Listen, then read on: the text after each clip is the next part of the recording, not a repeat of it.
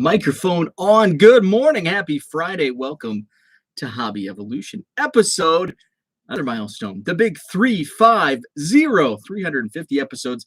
We are over a year old since I haven't been going daily. I think I started this end of July last year, and I was doing it every day. I think I only missed through the pandemic. I think I only missed like one, maybe 2 days.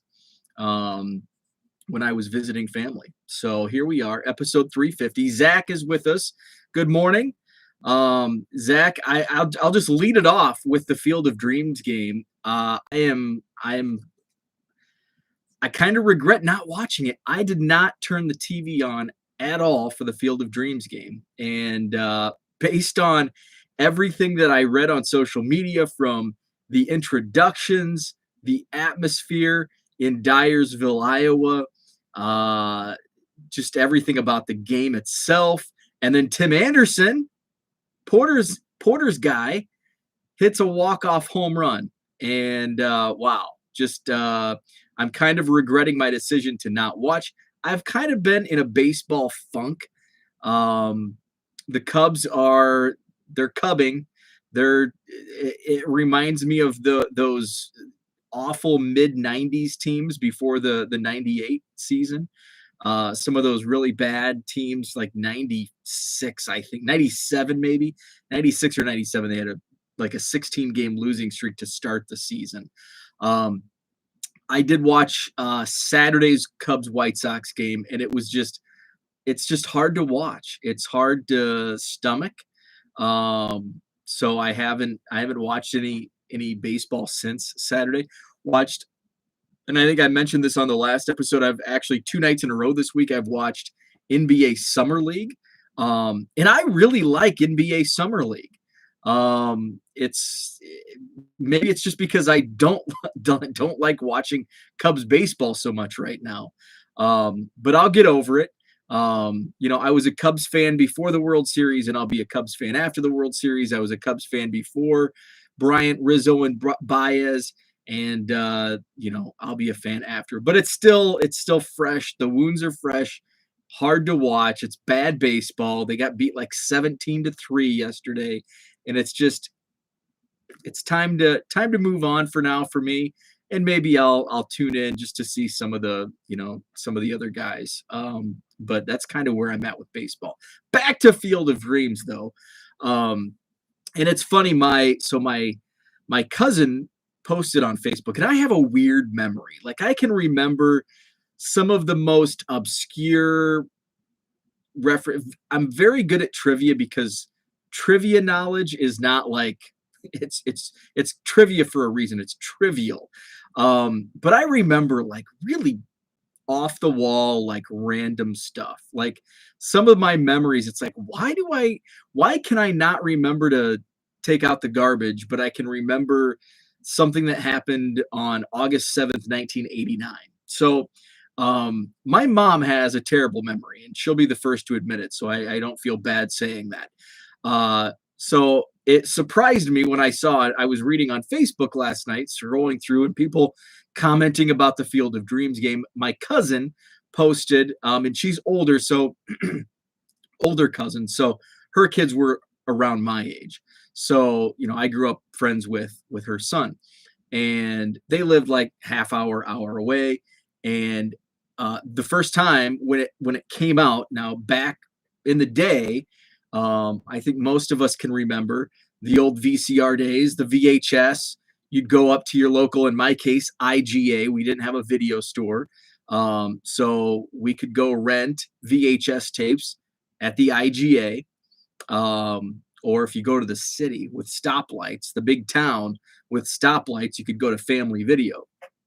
So back then, you had to wait like a year after it was in the theaters, and then it would come out. You could rent it at your local store, video store, whatever. So my cousins rented it. We went up and we watched Field of Dreams. And so this was 1989, 1990, whenever it came out on VHS. And so for some reason, it just always sticks to me. And I think it was in the summer.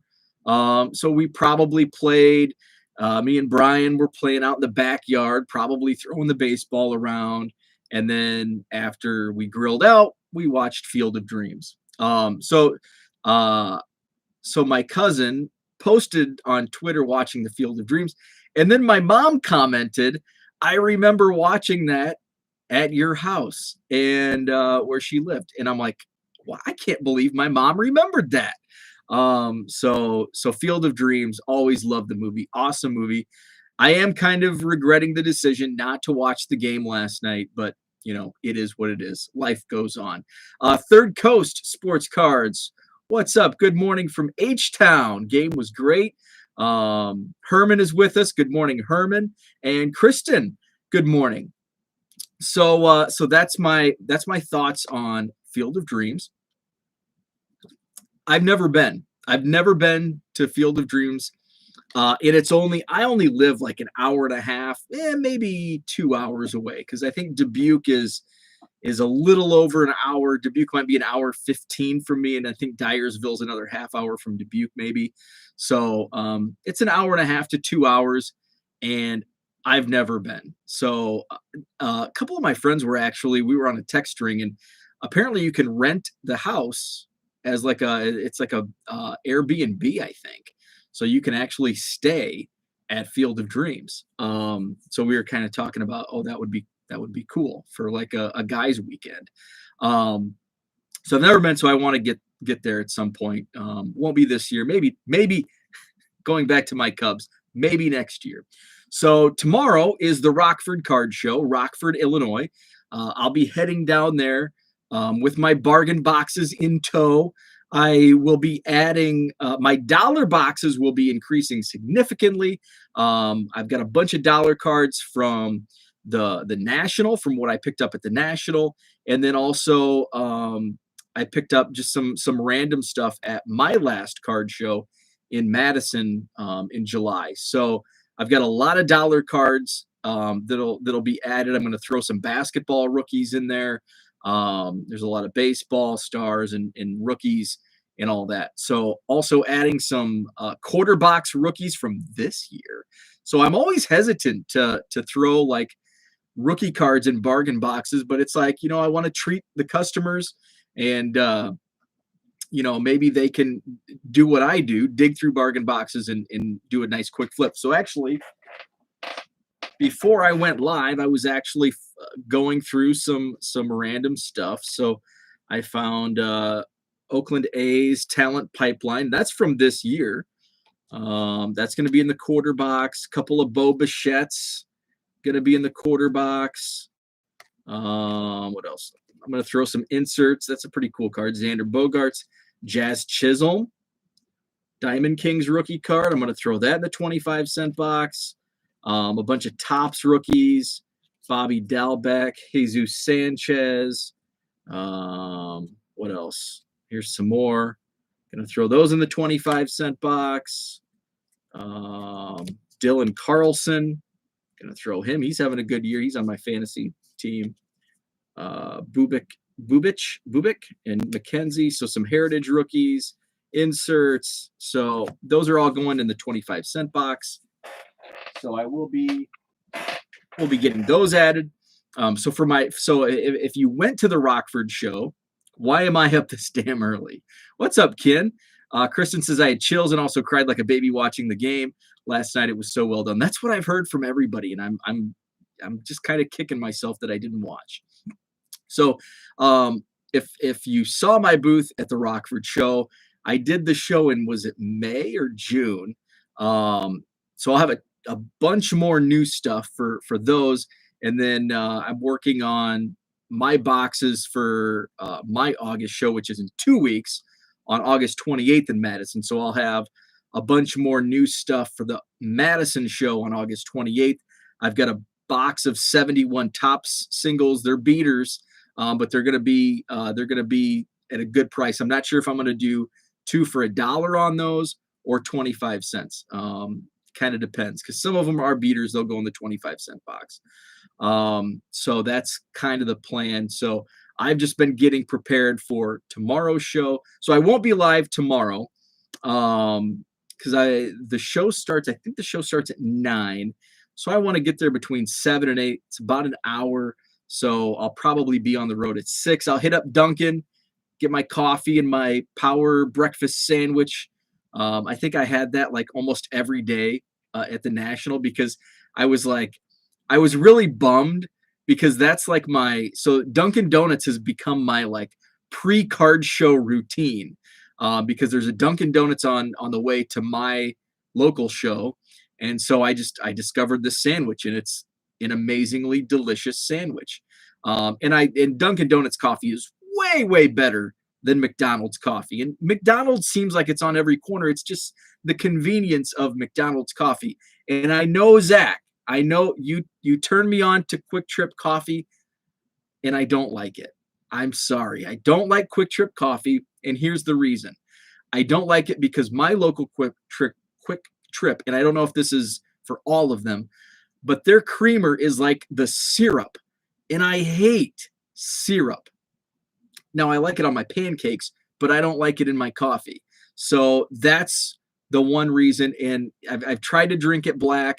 I'm just, I'll drink black coffee in a pinch, like a couple weeks ago. So I don't make coffee at home every day. So like my creamer sits in the fridge, and I don't go through it as much because I usually only make coffee on the weekends now, working back in the office. When I worked at home, I would, brew coffee every morning. So in the case of a couple weeks ago, I open up the coffee creamer and there's mold. And if anything that ruins an appetite, it's moldy food or moldy beverages. So there was mold on my creamer, so I drank my coffee black. But it's so my go-to coffee for at home typically is Dunkin' Donuts or Trader Joe's. I love Trader Joe's coffee. And then sometimes I'll go and I'll get Door County. We get some Door County coffee here at our local stores. They have they have some amazing coffee, so I'll get those as well. But for like just the stuff you can find anywhere, Trader Joe's and Dunkin' Donuts. So I do drink black coffee in a pinch if my creamer is moldy. But Quick Trip, it didn't do it for me. Zach still considers me a friend. Thank you for that. They are not all like that. You need to adjust. You slander till you dislike the creamer setup and not the coffee. What's up, Diego? Good morning. And Kristen says in Connecticut, Dunkin' is on every corner. So we actually, now that I'm like looking, Kristen, now that I'm looking for Dunkin' Donuts, now it does seem like it's everywhere.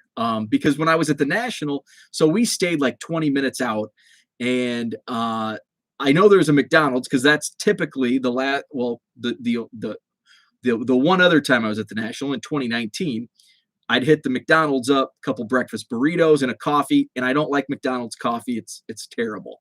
I will slander McDonald's coffee. Quick Trip gets a pass because it's okay. I think it's okay. I think McDonald's coffee is awful. So it's convenient. McDonald's is everywhere. So I'm like, I'm gonna have to drink. I'm gonna have to find a Dunkin' Donuts along the route. And there were like 4 in like a 10-mile stretch, like 4 Dunkin' Donuts. So Kristen, it's like that here too. There was a Dunkin' like every city block, it seemed. And there was actually, the Dunkin' was right next. Actually, it was literally right next to McDonald's. I just never noticed that because Dunkin' was never like a go-to for me. It was always like I knew McDonald's is everywhere, and I know what, it's like familiarity. Like I know what McDonald's has. Even though I don't like their coffee, I know where it's at. I like their breakfast burritos, and let's just do it. But Dunkin' Donuts and McDonald's, they actually shared a driveway. That's how close they were. Ken says, all this breakfast talk has me wanting a Brahms breakfast burrito. Now I'm super hungry now. I'm talking about this. I'm super hungry. And I love breakfast burritos. Maybe, unfortunately, though, and I talk about how Dunkin' are everywhere. They're not close. Like my commute to work like avoids Dunkin' Donuts, but there's a McDonald's like a block away from my office. So if I do like the breakfast out, if I have time, I can hit Dunkin', but it's like way out of my way. Quick Trip is just down the street, so I can do that. I do like their breakfast sandwiches, but McDonald's is like right next to my office. So, thank heavens we have options here in the promised land. So that's my coffee talk. Apologies to Linda Richmond. So that's about all I had for today. I do need to update my Cubs cardometer. I do have a Cubs cardometer to add. I still have 5,000 Cubs cards in my car from the bulk pickup from the National. So I need to get those counted. And then the mail days, there's actually still some mail days that I haven't opened yet. So I need to get to those as well. Kristen says, now I want Dunkin'. If it wasn't wicked hot already, I would take a walk down the street. We've had a heat wave this week. But it's also caused, like, we had tornadoes this week. Fortunately, our like immediate area wasn't impacted. We didn't have, I think the closest touchdown was like a half an hour away. But there was a town about 45 minutes to an hour away that it destroyed like a dozen houses or so. So we've had, like, in the day, it's been like super wicked hot. And then in the late afternoon, early evening, then all of a sudden heck breaks loose and we get the tornado warnings and the severe thunderstorms. So hopefully we're out of that. I don't know what the weather's going to be like, because tomorrow there's nothing worse than hauling in a whole bunch of boxes of baseball cards to a card show and I'm all sweaty. I hate that. It's 64 right now, high of 79. That's comfortable. High in the low 80s over the next several days. So we've gotten out of the hot box this past few days. And I do need to remember, so this show, the card show tomorrow, it's in a church gymnasium. So it's not in a hotel. And the last show I did in Rockford, I take for granted doing hotel shows. Like, all the shows I do are typically in hotels. And when you have like 15 or 16 monster boxes, you just use the hotel carts. But when it's not in a hotel, you don't have hotel carts. And then you're lugging in, making several trips. Fortunately, in Rockford, the last location they had, it was like just a few steps to the door. So, I didn't have to carry the boxes too far. So I do have like an outdoor, like one of those wagons that I use it. I like a couple times a year to haul like topsoil for my garden. And that's about it. So I'll use that, kind of make sure it's cleaned out, and I'll, put those in, because there's probably not going to be carts. So I don't want to make 8 trips hauling 3 monster boxes at a time. Plus, I don't know how close, how close the front door is to the park, whatever. So I need to remember that. So I do need to get a count. I do need to open my mail and get a count of my Cubs cards from this week. And so I can update that cardometer. The last check, so going into the Sunday National, that's the last time I've counted up the current Cubs card status. It was around 660,000. There's been probably 6,000 added, so it's probably 666,000, maybe 667,000. So that's the Cubs card count. The next few weeks are going to be crazy busy. Like, I'm trying to squeeze. Yesterday, I talked about my brother, or 2 days ago, my brother getting back into cards. He pulled his old stuff out. So what I want to do, he has a cabin on the river in Illinois, and I want to get down there and just hang out on the river and do some box breaks. Get him, really get him going. So I have, like, in the next month, I have like one open weekend, which is next weekend. But that's also the weekend of the Wisconsin Dell show. So it's kind of like I'm doing enough shows that I feel okay skipping the Dells, because the National was 2 weeks ago, Rockford tomorrow. In 2 weeks is my show in Madison.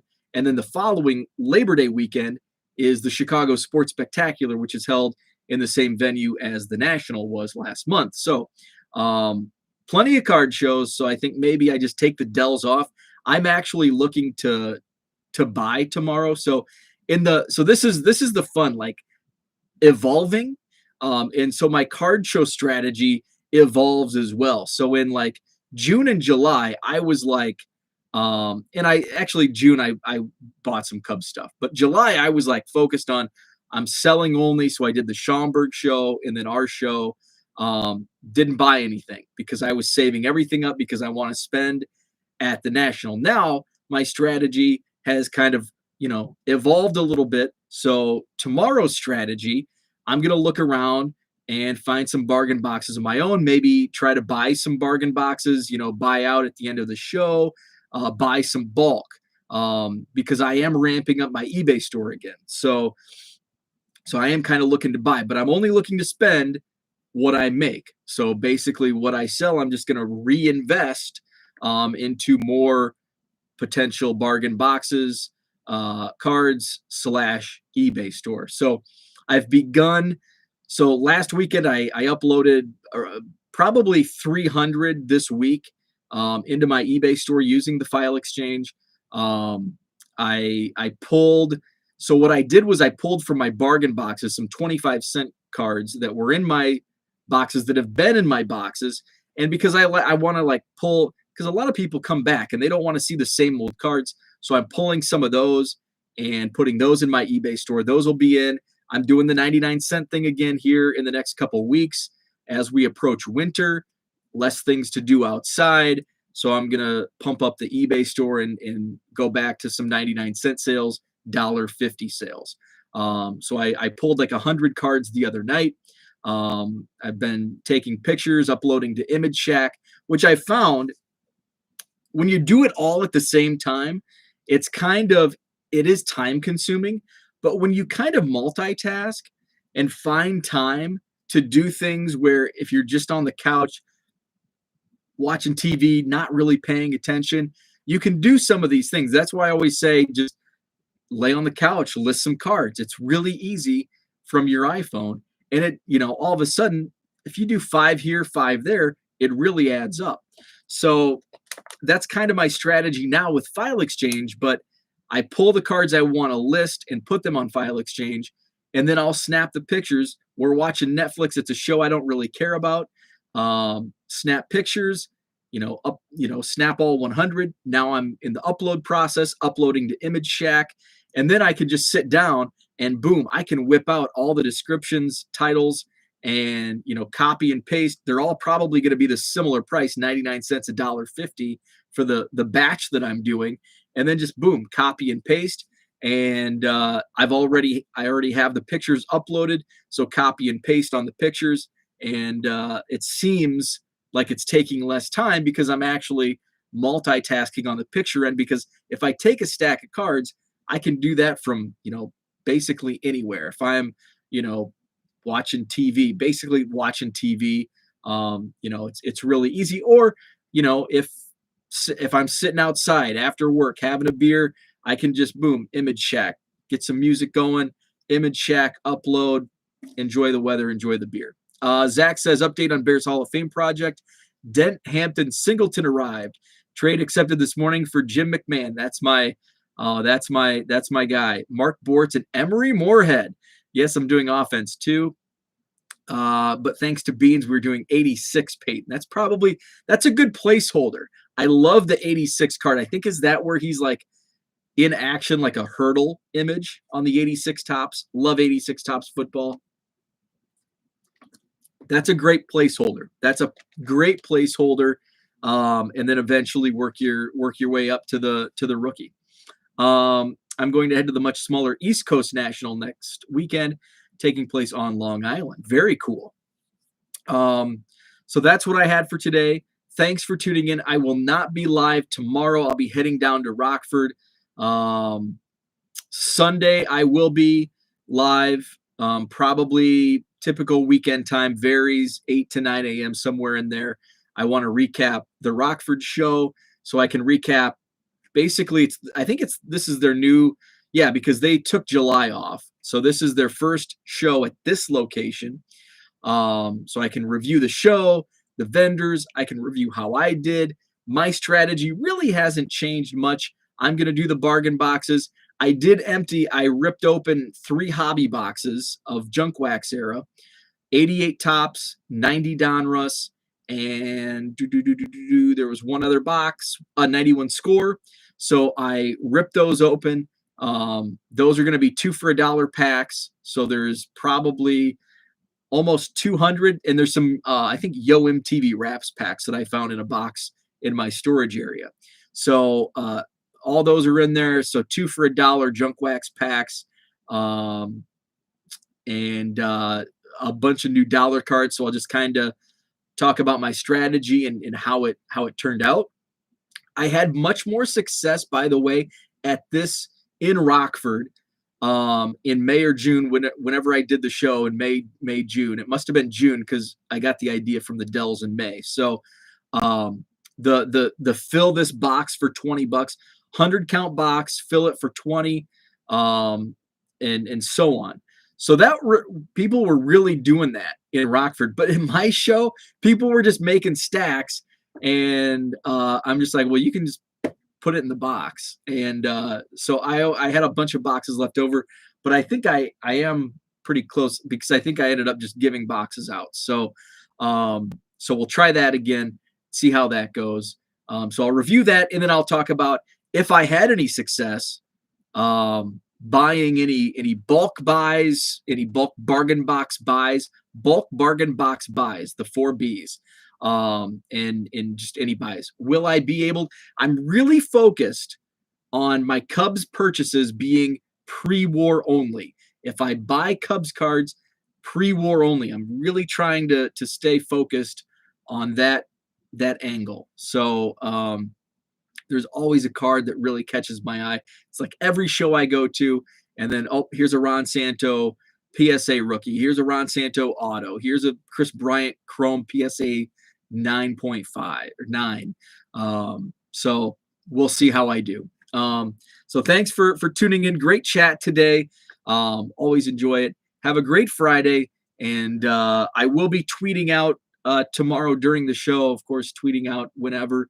But I will be tweeting live during the show, and then the recap on Sunday morning. So have a great day and weekend, and we'll chat on Sunday.